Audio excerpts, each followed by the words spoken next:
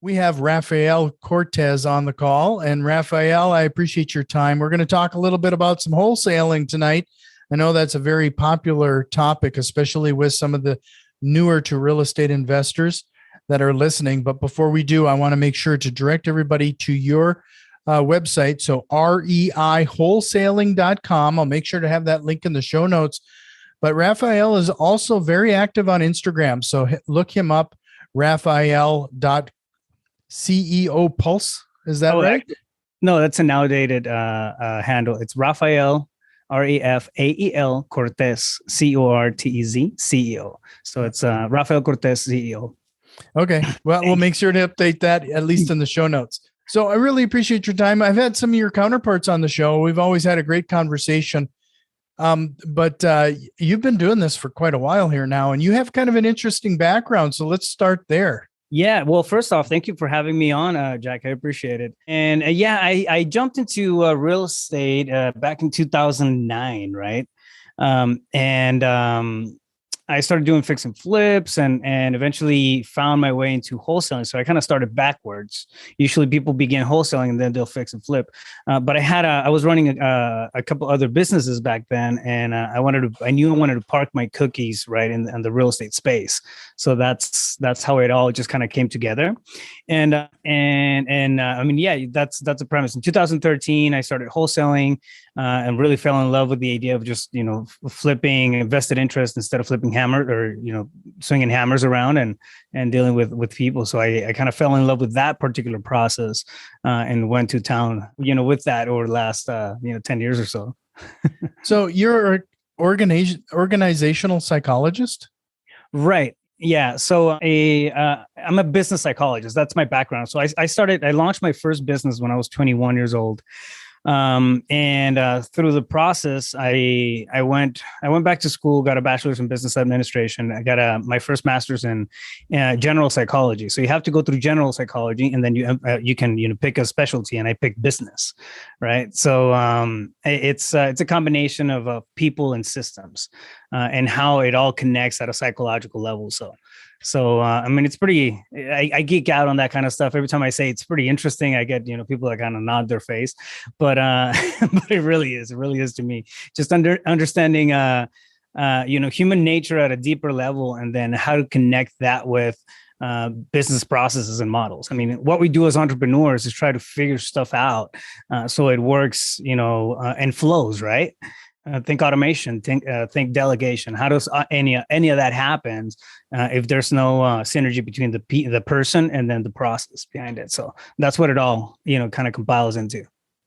Well, that kind of leads me into my first question, because I find your business background, and if you starting a business at such a young age, I kind of find it interesting that a lot of, especially when they get into real estate investing for the first time, they almost treat it like a hobby or something they're trying to dabble in. And I really like the concept of treating it as a business from the beginning. So what are some of those priorities that they should watch out for when essentially they're starting a startup? Well, I mean, I think you're hitting the nail right on the head. And it's actually the, for lack of a better phrase, it's a premise for what I coach, right? For what I teach. I have a long-standing fight against the hustle mentality. I think the hustle mentality it's a tool, right? It's going to get us from point A to point B, and it's going to get you results, but it's not sustainable.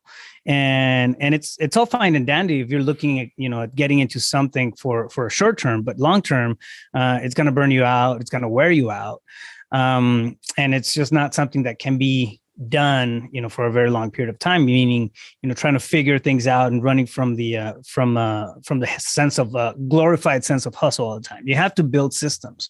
You have to build a process, a foundation that you can build on top of, and then automate, delegate, and elevate. So it's really my key thing, I guess. Some of the biggest things to kind of keep in mind when somebody's jumping into real estate, wholesaling, or whatever business, it's understanding that you can create a platform for wealth, right? And then seeing it that way. When you start seeing it as a, I think this is how it works, and I'm gonna figure this out. And then you do the same thing for the next deal, and then do the same thing for the next deal, and figure it out. But you're not documenting, you're not testing, you're not tracking KPIs, you're not seeing the methodical approach to anything that you're doing. You have to start all over again every single time, right? You can't. You're that's a rat race. It doesn't matter if it's you as a solopreneur, you're still caught in the rat race, and having the mentality. Well, the bad thing about that is it creates habits. Right. So you're going to create that habit. But if you have that mentality from the get-go, you're probably going to end up in a space where you're just wearing yourself out. You may have some financial freedom, to a degree, but not the time freedom that you're going to need to spend that money. So I don't know. I like to find to argue, like be the devil's advocate between the counterbalance of the two, which is time freedom and financial freedom. And I think the only way to get to those two is to actually have a methodical approach of doing things, building a system, putting it in place, and then plugging people into it, right? So as you go. Yeah. It's kind of interesting you say that, because I've thrown this concept out quite a few times, and people are probably tired of hearing me say this, but we live in a society that almost romanticizes the hustle. And we have a lot of gurus that make a living on push, hustle.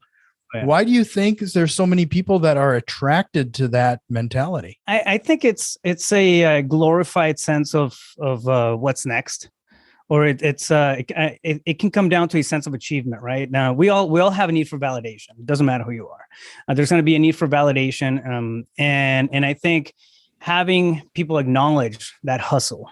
It's a good thing. It's a trigger, right? I mean, we get a dopamine injection out of that kind of stuff, and then you validate, your abilities to do something, especially if you're coming in from a corporate or a 9-to-5, right? And then jumping into your doing your own thing.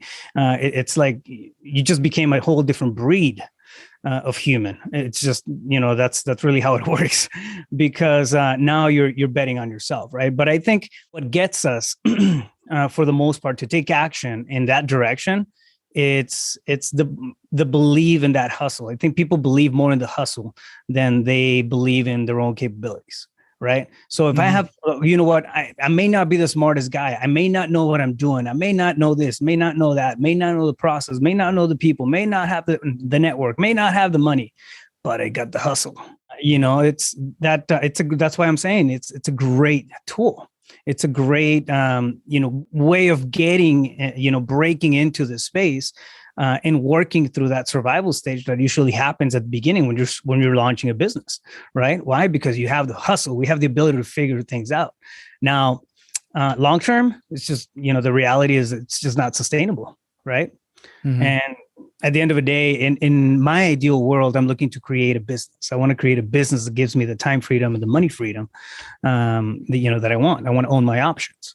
If I'm always caught in the hustle, and I do that for 5 or 10 years, people just stop doing things. And then next thing you know, any efforts of a business kind of went out the window. So it's a beautiful, I think it's a beautiful stage, especially if you're bootstrapping, because you're learning a lot, you're growing as an individual, you're getting into different circles, especially in real estate, man. As you start getting more deals through the door, and you start going to real estate association meetings, and then you join a mastermind, and then I met this guy that just connected me with this other person. Now we're doing a JV, and we're tapping into multifamily and commercial. Like it moves really, really, really fast, right? And it's a beautiful stage to be in for a while, but you just got to evolve out of it just as fast as everything else is moving around you. You have to move your skill set to a different level. Also, as a hustler, you're not going to have the acuity or the patience to deal with your team like a leader needs to work with their team, right? There's different requirements. It's just it calls for a different version of you whenever you're scaling, you're leveling up. So. Yeah, no, I'm glad you said that, because, as we get into real estate investing, we did this in order to achieve some level of freedom. And I know we always associate with that having more money in our pocket, but typically that is to buy more time. You want more time with your family or pursuing other things. And then I would guess that when you were talking about defining your processes and procedures and doing some of that documentation, it's also that exercise of seeing what is actually important and actually defining some of those money-making activities. Some of the hustle that I found a lot of people do are things that are just for the sake of being busy. It's not actually money-generating activities. Oh yeah, there's a big difference between being efficient and being productive, right? I mean, you can be super efficient at I don't know, folding letters and fold 1 million letters in an hour, right? But what about productivity? What is that giving you back? What's the return on that? And I think we can get caught up in busy work. Almost one thing that I come across so frequently, it's students who they're used to being and operating under the hustle mentality, and then they've had those habits for a long time, and we come in and we start doing things a little different. We start working and getting results through people as opposed to just through us, meaning we're switching from that hustler mindset to that leader mindset and entrepreneur mindset, where we have to become more coaches. We work more on pace setting, the tempo of the company. It doesn't matter if you have only 1 or 2 people in it, right? You're pace setting, you're doing a couple of different things, a little different. And what happens is that they come back as like, man, I feel like I'm not doing anything. I don't know. Like, what do I do with my time? Like, I feel like I am not doing anything. Why? Because they're not cold calling, for 8 hours a day, and they plug somebody else into that spot. Why? Because now they're pre-qualifying their leads and having a linear process to the whole thing, and then talking to maybe 10 people a day when they were used to talking to 50 people who was not making any sense. You know what I mean? So it really kind of narrows things down to quality, and then working through people to get the results and have that productivity, and then leaving out some of that busy work. Actually, most of that busy work, you end up with about 20% of the tasks, typical 80-20, right? But you end up with about 20% of the tasks that you were used to doing when you automate, delegate. Yeah, no. And I had to revisit this one because I had to write it down. I love the series of words there: automate, delegate, elevate. Yeah. That's really, in a nutshell there. That's a lot to say and a lot to consider right there. Yeah. I mean, I think that's a machine, right? It's in my head, that's what's going to allow us to keep striving. And it really connects at a psychological level. It really connects with entrepreneurs because we're automating the stuff that's automatable, right? We're automating, the processes for lead generation. We're automating thresholds and offers and math and calculators, and we're automating all these things. Whatever cannot be automated, needs to be delegated, right? And then we have soft skills and hard skills. So whatever is a hard skill, meaning that it's something that can be counted, something that's very pragmatic, can be automated for the most part. Soft skills, which are people skills, right? And those usually have to be delegated. And then meaning, for example, in acquisitions, a good acquisitions rep is going to know how to navigate a conversation, but you can't really automate that. Like, you have to delegate it to somebody else. So you plug people in for the delegation. What happens is that as an entrepreneur, when you're coming into it, even if you started as a solopreneur, but this is kind of like the full circle that I see, right?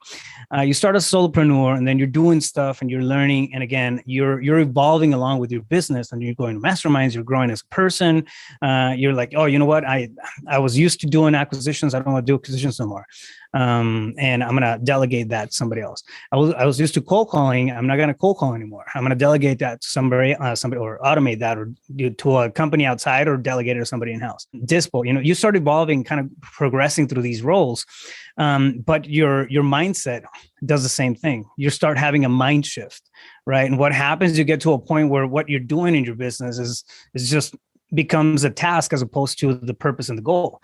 What happens? You find a new purpose and you elevate. You move on to the next thing, but you have to automate and delegate first before you can elevate to your next, venture, next purpose, next level, right? And that's where that comes from. But I think it really sums up, in my opinion, the journey of an entrepreneur. Sure. Now, before we continue here, I just want to make sure everybody heads over to your website, REIWholesaling.com, for some more information. And if you'd like to connect with Rafael and his team, this is going to be a great place to do so. So REIWholesaling.com. So, you've been working with a lot of entrepreneurs and that entrepreneurial mindset. I find that a lot of entrepreneurs, they are in the hustle and bustle, the daily operations, and it becomes their baby and it's hard to let go. What's some of the processes or thoughts there to get people on the mindset to eventually get to that elevate that you're talking about?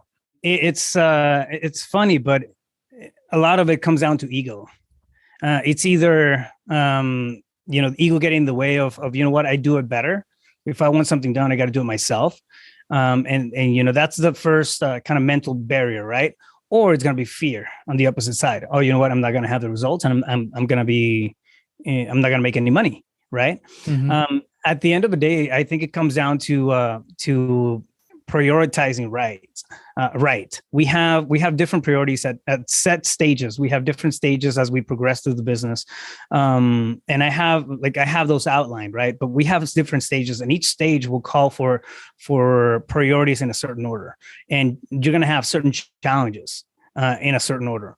Understanding, I think, having clarity over that kind of stuff and understanding what's coming around the curve, it's going to relieve some of that fear, for one. And then the other part is just have to work through it. You got to understand. I mean, we become bottlenecks.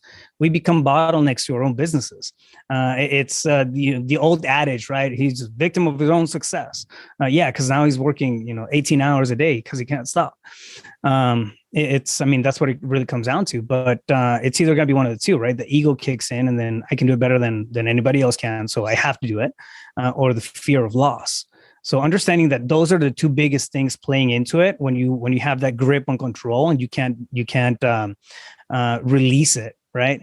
It really comes down to that, I think. Right. Yeah. No, that makes a lot of sense, and it kind of goes back to what we were talking about before, the concept that you've kind of created your own job and you're in that hustle. As soon as you have a health issue, you get sick with the flu for a week, income stops. You kind of create a problem there, and it becomes perpetuates this bottleneck you're talking about. Oh yeah, 100%. You can't. Take a vacation, you have to put everything on hold. Unless you have, a system in place, a process. You got to build a machine.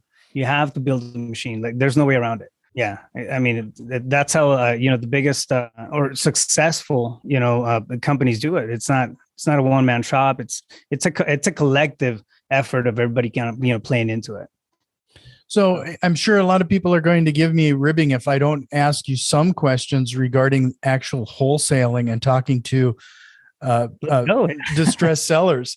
So let's spend a little time there talking about, I'm curious, based on your experience now being an organizational psychologist, how has that helped you in establishing what your buyers and sellers, for that matter, would need to know when talking to like distressed owners?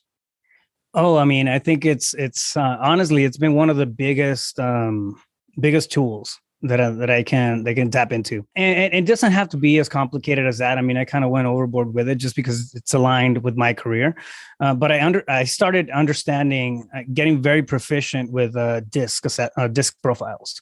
Sure. To the point where you have the ability to read somebody, somebody else's personality and understand how they communicate and process information. But that's one of the biggest. Yeah, we have scripts, we have pre-qualifiers, we have all that stuff, right? But understanding how people communicate, it's one of the biggest things that you can do to improve your closing skills. And that was, I started off as acquisitions. I actually, I closed a couple of wholesale deals by myself in 2000. I think that was 2012. 13, I joined a company as acquisitions. I sold my business in 2014, so I was overlapping between the two for a while. But I started doing acquisitions, and that I started to put in a lot of reps, right?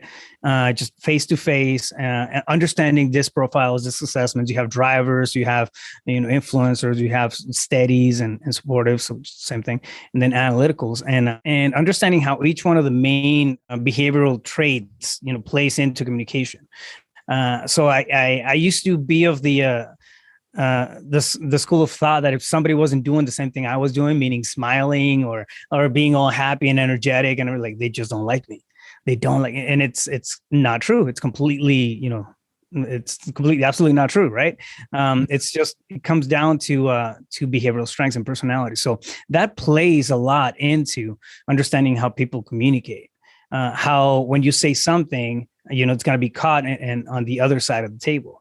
So understanding, being aware of that, but having social awareness is one thing, right? Being able to understand communication patterns and personalities is different. So if anybody can, reach out to any, trainings or books, or, I mean, I've consumed just about everything that's out there on that kind of stuff for that same reason, because it's really a cornerstone of the success that I've been able to have at an individual level, and then also building up the companies and understanding my students. So you're one of the first people to mention the concept that everybody has a different way of communicating. Yeah. How, and we already talked, you already mentioned, the vetting a few of those type of leads out with some standard scripts, but when you're face to face with people, what have you learned to be the best situation there? If you're dealing with somebody and your personalities are very different, what should you do? So I'm going to go, I mean, that's a rabbit hole conversation. But, of course it is. But yeah, it's, but to kind of sum it up, I mean, you can tell if you're face to face, you can tell a lot from how the conversation is going by body language. One of the things that, for example, it's always happening. This is one of those like kind of little hacks. It happens fast. People don't really realize they're doing it. But when somebody's fully vested in the conversation, they're facing you, right? Their toes are facing you. So they're facing you, their whole body's facing you. I don't know if you can picture this, but how many times have you been, at a place where you really wanted to leave and somebody stops you right before you leave? Your face may be, pointing to them, but your toes are pointing towards the door. Mm-hmm. Okay. And that's something subtle, right? Unless you're looking for it, you don't really catch it.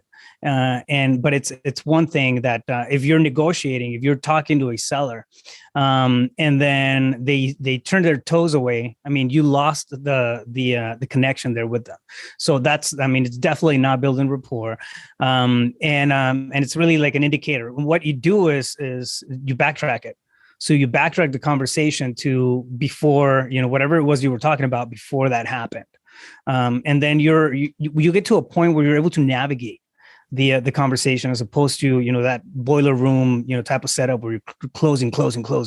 It's really navigating through, okay, cool. You're breaking down rebuttals even before they happen, just because you're reading the body language. Another one too is we have pacifying movements. So, for example, you have, we're babies, right? Like babies have a blanket, a doll, or something that they grab onto whenever they feel anxious. Pacifying movements with somebody when you're standing face to face look a little different. They can be somebody like, for example, touching their neck, grabbing their ears, maybe rubbing their arm with the opposite arm. Something that's pacifying, indicative of putting themselves at ease, right? That means it's not necessarily concerned, but they're getting anxious. And again, what you do is you see that, you pick it up and you backtrack a little bit from it and pick up the conversation. So you keep it amiable. And that's the power of effective communication. It's not about manipulation. It's not about any of that stuff. It's about understanding how what you're saying is being conveyed. All right. And of course, isopraxism, which is mirroring. I mean, you mirror the other person's body language, and it's like that'll create a certain degree of connection. But when you pick up that they're mirroring you, meaning that they're doing the stuff that you're doing with your body. For example, if you're standing and then you cross your arms, and then 5 seconds later they cross their arms, it's a subconscious movement on their end. That's when you know that you have rapport, not when you have a 2-hour conversation about football or the Phoenix Suns or whatever. Like anybody can do that, right? But when people start operating at a subconscious level and they align with you, for example, like in mirroring, And then you know that you have, okay, cool, we have a connection, we can move on or take the conversation to a deeper level. And then, strategically, right, you start, asking discovery questions and teeing up for your offer, if that's going to be the case, pre-qualifiers and that sort of thing. But you navigate through that conversation. There's also ways, there's a ton of ways of doing that over the phone as well. Mm-hmm. So. No, that's especially interesting. So when you were talking about, where their toes are pointing and their body's pointing versus their head, would you say that would be also as a person going in there and trying to build rapport? Is that one way that we could consciously make an effort to help build rapport? Is that we make sure our bodies are pointing to that individual? I know I catch myself in a chit chat situation and I might be focused on moving to the next part of the house, but when they're talking, I should essentially direct all my attention to them. Absolutely. Yeah, absolutely. Yeah. You're going to have an opportunity to walk the property, right? And, but you're not going to have the opportunity on demand to really create that connection with them. And if you break it off, soon because you're in a rush or that can really cost you the deal. And it's easy to pick intentional mirroring. So it's not about us going in there and then mimicking everything that they're doing, right? Like a robot. It's not how it works. But when you pick up, okay, this person, you have to show interest, and you do it in a couple of different ways, right? For example, one subconscious way was the toes pointing towards you whenever you have somebody that's talking to you. A way that you can express interest is you leaning into the conversation, literally physically leaning into the conversation a little more. And it's a gesture of attention, right? So what happens, and you're in that box. It doesn't matter if there's 52 other things happening over here, if there's family members, kids, or dogs, or whatever, which happens all the time in seller situations, right? But if you lean into that person, you pay attention to that person, eye contact, and you lean into it, they know that it's you in that conversation. And then from that point, you can pick up what they're doing from their side of the table or their tonality in their voice. And there's a couple of different triggers that happen from a verbal standpoint that help us kind of figure things out. But yeah, absolutely. So if you're flowing with somebody, just again, now another thing is that if you come in and then they point their toes towards a house or towards a hallway, like they want to go in that direction, just follow the toes. It's simple. I know it sounds crazy, but it's a follow the toes. Follow the toes. Yeah, you can't miss with that. No, that's awesome. So, I do have to ask you one more question about, I can't help but notice that you got rhinos on your back wall there. I know for the podcast listeners, there's a picture of a rhino on Rafael's back wall. What's the significance of that? There's a book called The Rhinoceros Success, and is it back there, that red one? Yep, I do. I have one back there. Oh, there it is. Yeah. Yeah. There it is. Yep. So, it's you can be a rhino or you can be a cow, right? It's really what it comes down to. But it's a good. We have this symbol at Wholesaling Inc. Because we charge. That we have the opportunity. Jack, we have the opportunity to really come in and take over take over the actions that are going to dictate the results that we have, right? We have an opportunity. It's almost at this point, I think it's a responsibility. We have the ability to do it at an individual level and create an impact. It's almost a responsibility to do it. And just, the mentality behind it is that you wake up and then you charge. You don't just kind of, walk around like a cow and eating some grass here and there. You charge after what you want. You create. You have that strength. You have that thick skin, and the vitality that comes in with that strength, right, for doing things and getting stuff done. So yeah, that's where that comes from. You use the phrase "it's our responsibility to do it." Can you expound on that a little bit? Oh yeah, there's a lot of whenever you come across something that's good, and I'm not talking just about real estate, right? You talk about, a good restaurant, a good brand, a good drink, a good whatever. You talk about it with people, who matter, right? People who care or who you care about. It's the same thing.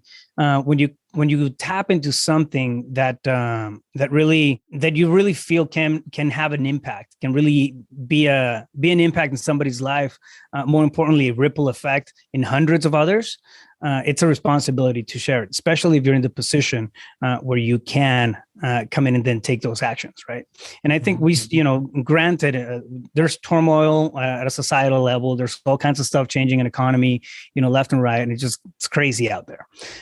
But we still have the opportunity to come in and then choose to direct the path that we're heading, take responsibility for our own individual actions in our own individual spheres, and then do the best we can with those, right? So it really becomes, in my head, a responsibility for action, a responsibility to commit to oneself, because the ripple effect of that is going to be well-being in the people who are around us, meaning our family, our loved ones, or students, if you're coaching, if that's the case. But I mean, I think it really framed as a responsibility. Like, I can't get around it. There's no way I'm not going to wake up in the morning with a fire in my belly. It's just how it is. Yeah, no, that was awesome. Just to give everybody heads up, if you get this book, Rhinoceros Success, this is a book of more of affirmations versus something you would sit down and read. This is something you would maybe grab and start your day with.